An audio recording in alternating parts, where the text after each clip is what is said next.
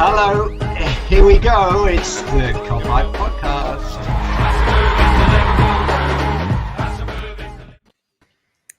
What is happening, everyone? Welcome back to another match preview to have a little chat about tomorrow's game against Chelsea in the league. But I'm joined by I'm Mick first and foremost. I'm joined by Jay, joined by Tim, and I'm joined by that famous fella down bottom left, Matthew Ramirez. Good old pink shoes. Anyway, boys, we're gonna before we start, we're gonna an ode to the fellas Jay goes to the game with. It's called the 2-minute bottle. We're gonna start doing this before every game. Just like a random question, just to kick it off and get the old juices flowing. So the question is, and it's from Paul Dennison on Twitter, who's a fucking legend of a fella. The question is, I'm going to come to Jay first because I think Jay's seen it and Jay's got a ready-made answer for it. The question is, there is a Japanese billionaire offering to take people on a trip to the moon for free. Would you go? And if so, why? Yeah, so 100% I would go to that. That is right up my street.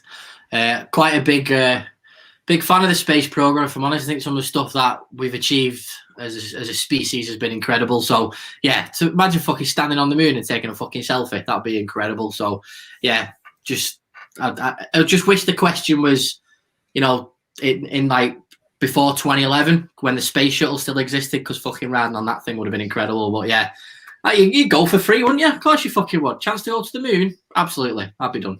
Matthew, over to you. Nah, that's billionaire offering something for free. That stinks of some personal Hunger Games shit that he's going to wind us all up into. So, nah, don't trust rich people offering stuff for free. Okay, he's not going. Tim, are you going? Yeah, I would go, but I would have exactly what Matt said in the back of my mind, I must admit. And yeah, it's an opportunity I definitely wouldn't be able to turn down. But as Matt said, it would be, until I got there and got back, it would be in the back of my mind that, oh my God, am I going to be handed a spear and told to kill absolutely everyone on this fucking ship? Fair enough. Mick? I've been toying with this, you know. It's been racking my brains, but I think I'm agreeing with Matt and Tim, to be honest. I think I'd be like, well, what's going to happen when you fucking get there? Is an alien going to just jump out and start fucking ravaging me everywhere? Or what's We'd love it. I would, but depends what how gently we're. But yeah. Oh well, looks like I'm going on my own then, boys. I'll give you the fucking finger from the moon, or I might get a finger on the moon, whatever, you know. Most definitely, an extra long green finger coming your way. That'll do. Thanks for the question, Paul, though. We appreciate it, mate. Yeah, belt of that, love that. But boys, we'll just jump straight in then to the latest press conference today from good old Jurgen Klopp.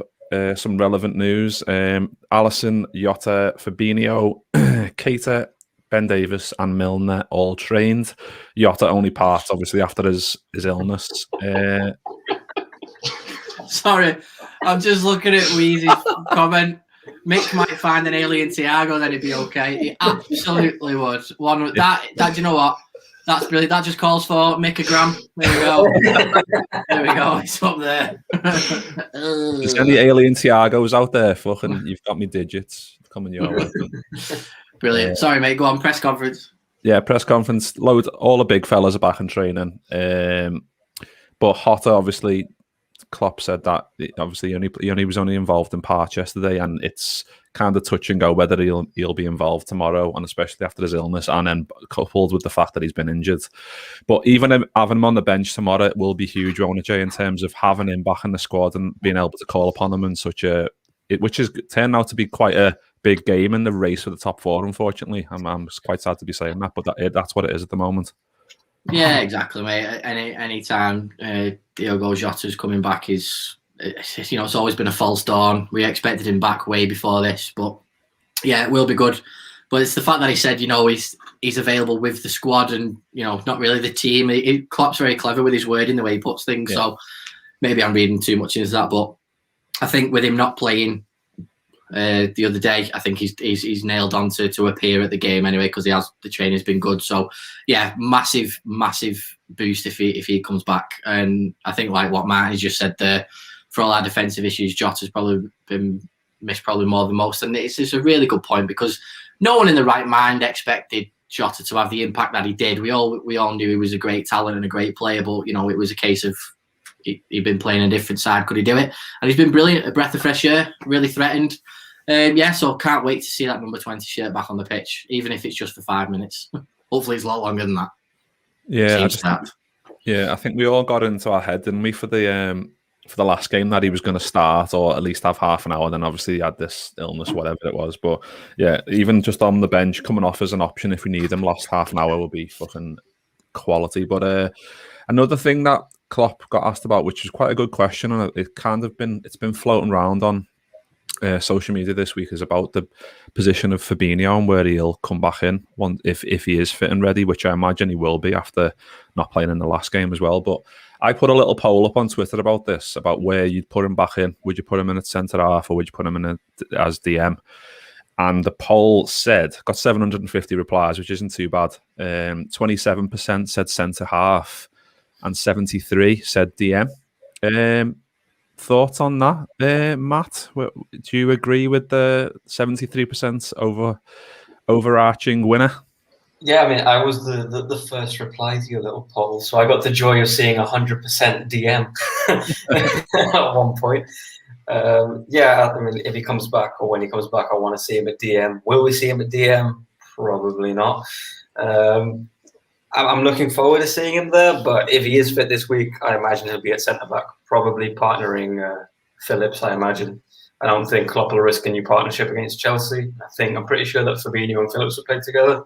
So if he is back and ready to start, then I can't see him anywhere but centre-back, but I want him in the midfield.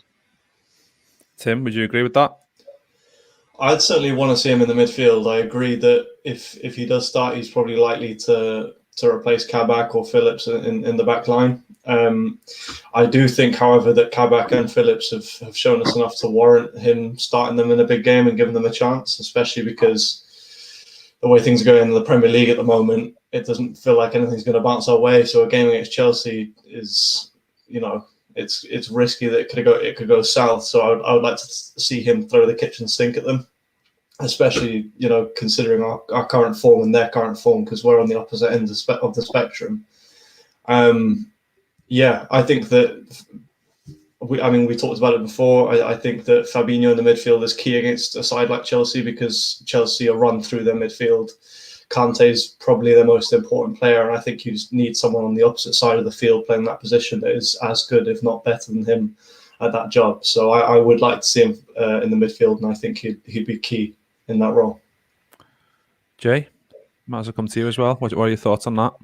Yeah, what the lad said, mate, without repeating it. I agree with Matt totally. Needs to be playing in midfield, but like Tim said, there's a warrant there to play Kabak and Phillips, and if you're going to get some type of consistency in that defensive line, then this is probably the time to start doing that. At the end of the day, it's like, what's the fucking worst that could happen? But at the end of the day, if we end up getting beat by Chelsea or we draw, then and he plays Fabinho in the midfield and he plays those two, it doesn't work out, then it's not going to work out either way for Klopp. He's going to get the abuse either way. So, but we do lose a lot when Fabinho is in that midfield. So again, I would definitely just get him in the midfield because we need it as strong as possible. To be fair, I'd be quite interested to see if Fabi does come back in the midfield, because we did sort of change our shape a bit against Sheffield, especially when we were in possession. It was more of a 3-5-2. Yeah, it was. Would that? Do you reckon that mean Thiago would be free to go a bit further up? Gini comes down. Do we drop Curtis Jones? How do you reckon it works for Fabinho back in? I would probably say if you put Fabinho in the midfield, I think Gino Wijnaldum still warranted a place for him, because Klopp was very complimentary about Wijnaldum, wasn't he, in his presser, and what he said about it was quite interesting, really. And I've seen quite a few people on Twitter go a bit nuts about it, which made me laugh. But again, you go on, Mick. Sorry, Jay. I'm just trying to head you off because that's going to be my next little segue. Go for it. Let's move on to that. We've said enough about Fabinho. Go for it. Yeah, but Gavin's just came in there saying I'd leave the centre backs as Sheffield United, get the midfield as strong as possible, which is That's. I mean, you can like you said, Jay. There's pros and cons for both, isn't he? Because if he goes Fab at the back and then we lose, it's like, oh, we need that steal in midfield. If he doesn't do that and we end up losing, I think if you put him in midfield and we end up losing, I think there's less to moan about because we're trying to get people back into the natural positions. And if we still end up losing the game, then shit happens. You know what I mean? And we're not that good at home at the moment, so that's kind of playing into Chelsea's hands a little bit. But Dan's also just came in with Werner's pace versus Phillips scares me. Fabinho is only just back from muscle problems, so I don't really want him having too many sporadic sprints. Chasing Werner, it's difficult to decide. The only thing that makes me want to put Fabinho back into defence is the game at Stamford Bridge where Fabinho, I was really worried about the Fabinho against Werner. And I mean, I don't think Fabinho's got that much more pace than Phillips, if I'm honest. Fabinho's just got really good positional sense, hasn't he, in terms of where he needs to be. But yeah, it is an interesting one. I mean, Klopp was quite, like you said, Jay's quite guarded in his press conference nowadays, so you can't. I think they were trying to tease an answer out of him, weren't they? And he just weren't having it. But another thing. Let's just on that, Mick. You've made a really good point there. Obviously, having Fabinho there because he played really well against Chelsea. He only played there because he had to. Now, when we look at it from the flip side perspective, if we put Phillips at the back, we've still got Fabinho sat in front of Phillips. So what we have been missing is that lack of, intensity in midfield, where the ability to win the ball back, and that's the only thing is we are getting got at in defence, if that makes sense. That's the correct English, because our midfield is not winning as many balls as it usually is because we've been missing Hendo and Fabinho. So even if we have got Phillips, and Dan does make a good point, if we've got Phillips and Kabak at the back, we've still got Fabinho in front of him. So we could, the ball might not get that far. Yeah, I'm not with the Werner thing though. I'm not too bothered about it because Werner's role in the Chelsea team sort of switched since Tuchel's come in. He's more of a winger, an inverted left winger now, and they're usually going with either Abraham or Giroud up top, and that's more of an aerial threat. And I think I'd rather Phillips at the back to deal with Giroud and Abraham, like he did so well against Haller for West Ham before he went to Ajax. I feel like Trent can deal with Timo, and then if Werner does get away, Phillips just needs to take him out. That's it. I'd rather the height, because it's probably going to be a big man up top. That's at least what we've seen for the last 5 games from Chelsea. So I'm not too bothered about Werner. Well, I mean, the one thing I would say is that Werner's kind of fallen out of favour. Since the new manager's come in, he's not really playing. He's the last Chelsea game I watched. The big game against Man United, he didn't come on until the 80th minute, 82nd minute, something like that, trying to change a game. So he seems to be stuck with the idea of playing Giroud, and Abraham didn't even make the squad for the game, and he's fully fit. So he seems to have his mindset on keeping Giroud up front. And for me, I think Phillips is probably the best matchup with him. I think Giroud has little to no pace about him and is more of an aerial threat than most in the Premier League. I think Nat Phillips is probably the most dominant aerial defender we have in the side outside of Van Dijk, who obviously isn't around. But yeah, we were just talking. You guys were just talking there about the kind of like the change in tactic and switching to a 3-5-3 at one point, 3-5-3, 3-5-2. And the thing for me is if you, because Trent was dropping in for the right and covering for the centre backs and helping out and forming that 3. If we pushed Fabinho into the midfield, he could then drop in between the 2 centre backs and allow Trent to get down that right hand side, which would allow a little bit more of a balance going forward for the side. Because I think Trent was superb going forward against Sheffield United. I'd like to see more of him in advanced positions again. He seems to be really hitting his stride with form again, and you can tell what a difference that makes to the side when he's on it rather than slightly off the pace. And for me, I want to see as Trent as much as possible in the opposition half. I don't want to see him defending, so I would play Fabi in the midfield and have him drop back to a 3 when we're attacking, and see Trent and Robbo bursting down the wings.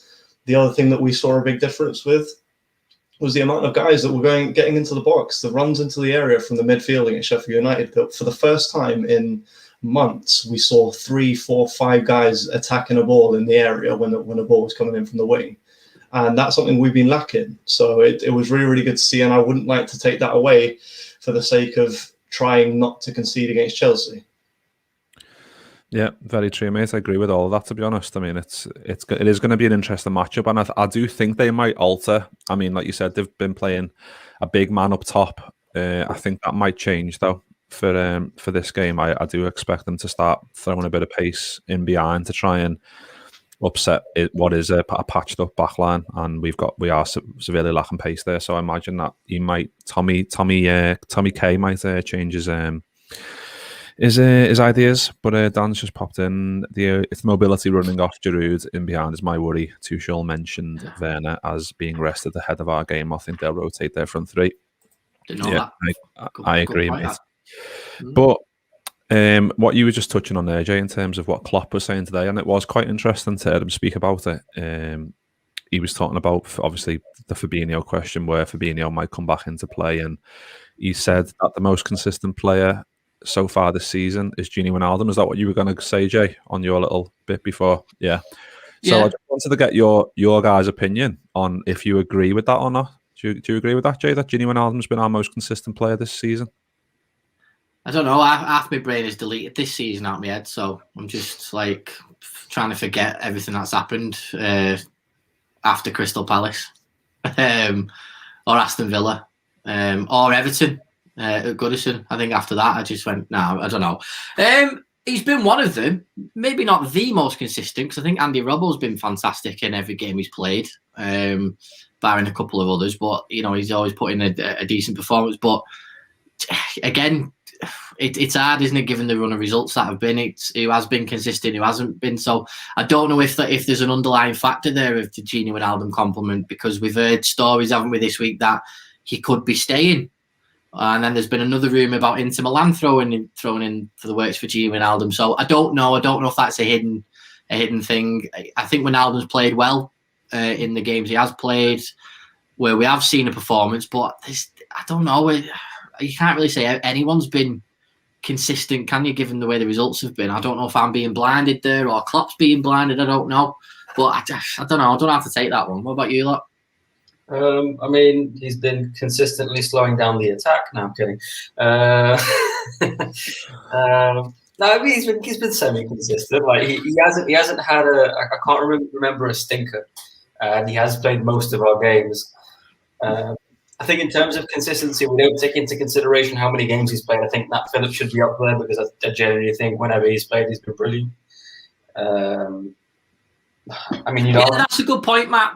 That's a really good point you've just raised there. It's like the amount of games, and like you said, if you are one of those players that's playing almost every game, maybe it's that level of consistency. Yeah. That's what he means. It might not be the sake of consistent performance, but the fact that he's an ever-present in the side, that might be where he's coming from, because it's caused a bit of stir, hasn't it, today, Matt, where people have gone, yeah, but he's not done this and he's not done that, or he's done this and he's done that. It might be just the fact that he's one of the first names on the team sheet. Yeah, he's one of the only ones that's managed to stay fit. He's doing a lot of jobs in midfield, some that's going unnoticed, I suppose. I was listening to, I think it was the Red Men earlier this week, and they said something on the lines of when you don't notice Wijnaldum, that's when he's doing a good job. Same with Hendo. And agree with that. There is times where he frustrates you during a game because he does a couple spins and holds the ball for too long, but for the most part, he just goes about his business, and he's done a good job deputising as the number 6, which isn't an easy role to do. So I get where he's coming from, but I think it has to be, like you say, a starting 11 sort of consistency basis as opposed to performances. Well, Gary Neville's been very complimentary today, hasn't he, Mick? He did like a Q&A, and someone asked him who's the most underrated player in the league, and he said Gini Wijnaldum. So to come from a Manc who doesn't like us, that's quite a compliment, isn't it, Mick? It is, and I think he's one of those players because he's not flashy. He's not like he's not. I don't know. I think it's the FIFA generation again, isn't it? If you're not absolutely Usain Bolt fast, or you haven't got a lightning bolt of a strike on you, or you're not like split the defense with a one pass like Coutinho could, or whatever, something like that, like a quality that is clearly there that you can see, then you don't get valued as much. I feel like in this day and age, but Gini is just like so well rounded and everything. Like in the last game where he was just bombing forward from the 6th position and just driving us forward, that was just, you don't really see that getting praised, and it was terrific at times the way he was doing that and the way he holds off players. Yeah, but I think Gary Neville said something else, didn't he, about Trent, like the best right back, and if he sorts out his defensive game, he could be the best right back England's Premier ever League. seen, I think he said. Well, I think it was England's ever seen. So, I think Gary Neville knows he's the best right back that England's ever seen, hasn't he? So it's quite a compliment. Fucking hell. But I think personally as well, Trent's been defensive side has been better lately as well. I feel like he has been putting his foot in a bit more. I don't know what you guys think on that. I think when he's getting one-on-one, you do feel a bit more at ease than we used to. And I think that just comes with age. He's still a kid, isn't he? At the end of the day. Yeah, it feels like he's been around for ages. Yeah. I mean, I was going to say the one thing that maybe plays a part in that is the fact that he knows he doesn't really have faith in the guys behind him when he's taking a guy one-on-one to cover him. So maybe he's concentrating a little bit harder because he knows he can't really afford to make a mistake. But yeah, he's certainly made an improvement on that side of the pitch, and it is part of his development. As Jay was saying, it feels like he's been around forever, but he's still a kid at the end of the day. This guy hasn't even hit his prime as a man. He'll hit that at the age of 26. He's years away from being the best athlete he can possibly be. So the fact that he can only get better is a very, very scary thought. And, he could build on his game and, become quite the, as Jay likes to term it, baller. Fuck off. Fuck off. Fuck off. It is what it is, Jay. He's a baller in the UCL. You can fuck off. You left out the U. You left out the U. It's the CL apparently. Oh, is it just the CL? Sorry, Matthew. I'm not down with the kids. It's just the CL according to MM. Yeah. Let's start calling Mick Eminem. Let's start calling Mick Eminem from now on. I have to go and get me fucking cap then and put it on backwards like you then if I'm going to do that. Yeah, Dan's comment there. I think I said on here months ago that Genius Pass was the most underrated player in Premier League history. He's pretty much world class in 4 different positions, are great for club and country. That is such a fucking good statement. That's a really good statement. Dan, I dare you to look back at all the shows that you've been on, mate, and try and find out where you said that, because I want to frame that footage and it'll go in like the Copite Hall of Fame in terms of comments and footage. Because he's right, though, isn't he? At the end of the day, he is one of the most underrated players, and it's I'll be sad when he does leave. Put it this way, because it's looking more likely he is leaving. I'll be very, very gutted to see his number 5 shirt, gone. Yeah, I think he's gone, isn't he? I mean, he's had that Coutinho Suarez thing where he's been given the armband a couple of times. So I know he's part of the leadership group, but whenever I see a player rumored to leave wear the armband, it's kind of written in the stars that they're off. I think with these type of players, you only realise how much you rely on them and once they're gone. I think that's the exact same thing we'll feel like with Gini Wijnaldum. He's literally the perfect club player. And we will definitely miss that. But boys, we're getting on to 22 minutes here, and we've got a few questions coming up. Obviously, start with starting 11s, go score predictions, and then we'll come on to what Ali has just asked for their line of predictions, and also what you said in the chat there, Jay, about we will come to our best memories of this game. But so we'll start with starting 11 predictions first, please. Matthew. All right, I'm gonna go with what I want to see. So we'll go Ali, Trent, Kabak, Phillips, Robbo, Fabi, Gini, Thiago, and then the front 3. Okay. Tim? You see, the problem with this is that as much as I want Fabi to move back into the midfield, because what I want to see is what Matt just said, but I think that Jones's form and the way he's been playing recently makes it really, really difficult to exclude him from a starting 11 right now. So I would like to see, I think, that starting 11, but I wouldn't be upset if Jones started and Fabinho came on into the midfield, because at the same time I don't want us to run Fabinho into the ground straight away again and him pop up with another muscle issue for the 3rd time this year already. So if it takes Fabi a half an hour in the midfield and we just make a change for Jones, but either of the same starting 11, but either of those guys starting, I think will do the job. Yeah, Jay. Not too much different from Matt, really. Pleased that Alisson's back in. I can't believe that he's back in the side, and fair play to him. And for those of you that haven't read Klopp's programme, The program notes to Ali are absolutely fantastic. So I do encourage anybody to get a copy of that program. Please do. So I would love to see a Kabak and Phillips centre back partnership. I'd love to see Thiago playing with Fabinho to give him a bit more license to go forward, and then for you to have a few more orgasms, Mick. That would be pretty cool for you to see Thiago. I'd like to see Thiago get an assist. I'll be honest. I think that will put a lot of stuff in. I just fucking love that.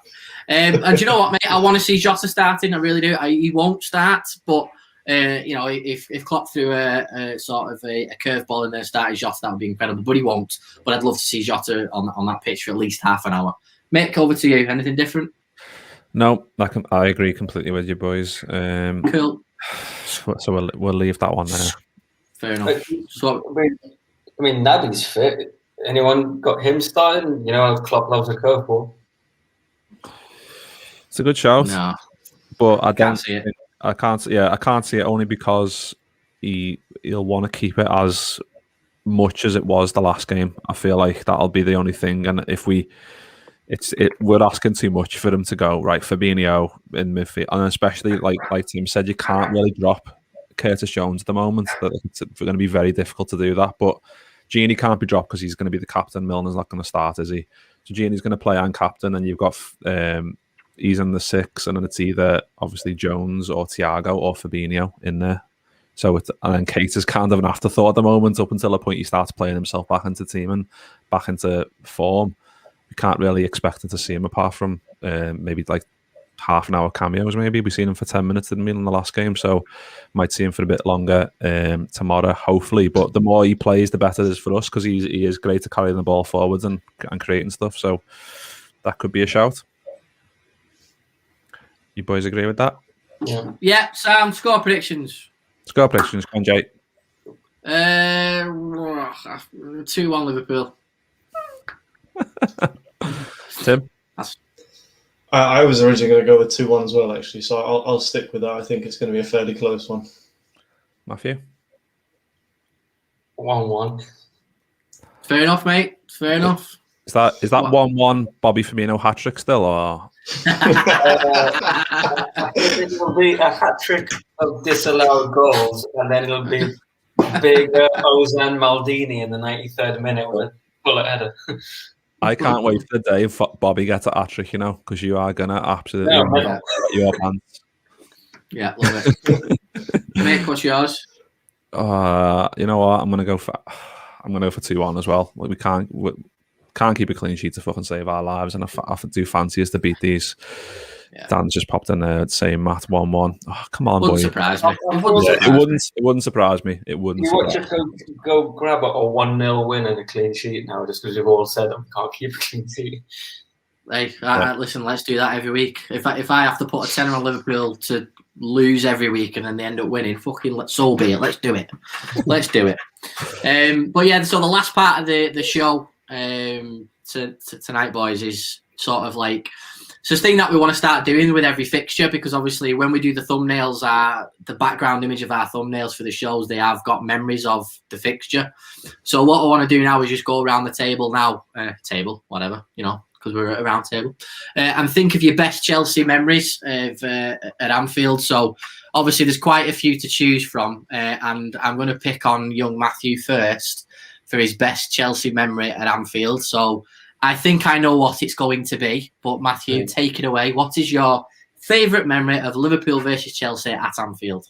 All right, you were close with your guess. Was I? Oh, yeah, so it's not that one. Close. Okay. It was almost Torres's home debut against Chelsea, where he blasted past Tal Ben Haim, because I'll never know how he played for Chelsea.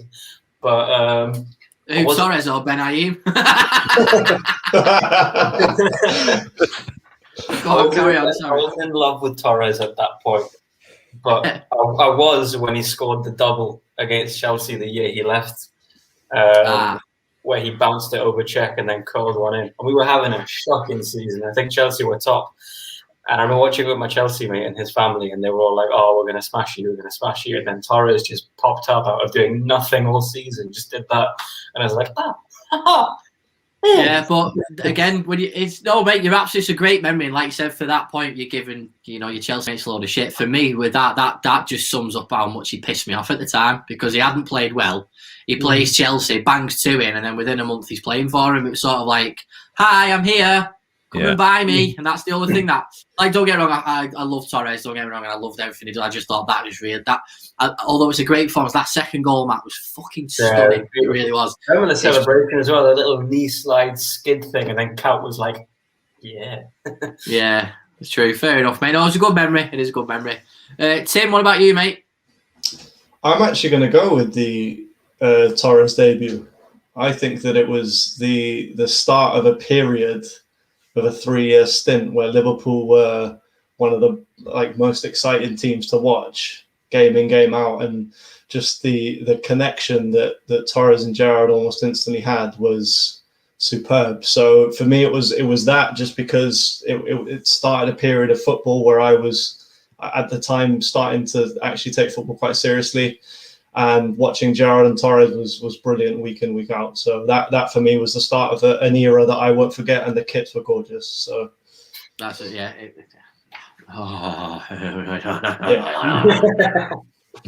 Got the big man on the back, though. Got the big man on the back. Signed and handed to me personally, which I will show you that I'll show you that picture later, boys. Mate, great memory that of Liverpool v Chelsea. And you are right, mate. The kits were stunning. Mick, go for it, yours. Well, I'm just gonna. That was literally gonna be my question from Dan. Is it Premier League only? Because I've got a few. Doesn't have to be. I'm thinking ghost goal, Luis Garcia. I'm thinking Danny Agger off a little well-worked free kick at Anfield in I think it was the game where we beat them on pens with the cow penalty as the winner the year after, wasn't it? Oh, that was such a good day. It was boiling up. It was fantastic. Yeah, obviously, yeah, and then obviously what the fellas have just said, like the Torres, fucking hell, what a goal that was! What a goal that was then, as Curtis Jones would say. But Mick, you are right though. The ghost goal and the Agger thing is quite easy because of the situation of it for surrounding the Champions League. But I tell you what, if we played this game, if we play Chelsea in the Champions League ever again, then yeah, fine. But tell you what, just for this instance, let's keep it harder. Oh, wait, let's keep it in the Premier League. Go on, what's your best Premier League moment? John Terry flipping's not a bad one. And letting Hendo through 1-on-1, that's pretty decent. Yeah, but the game was shit, mate, and we got beaten in the FA Cup final days earlier. Nah.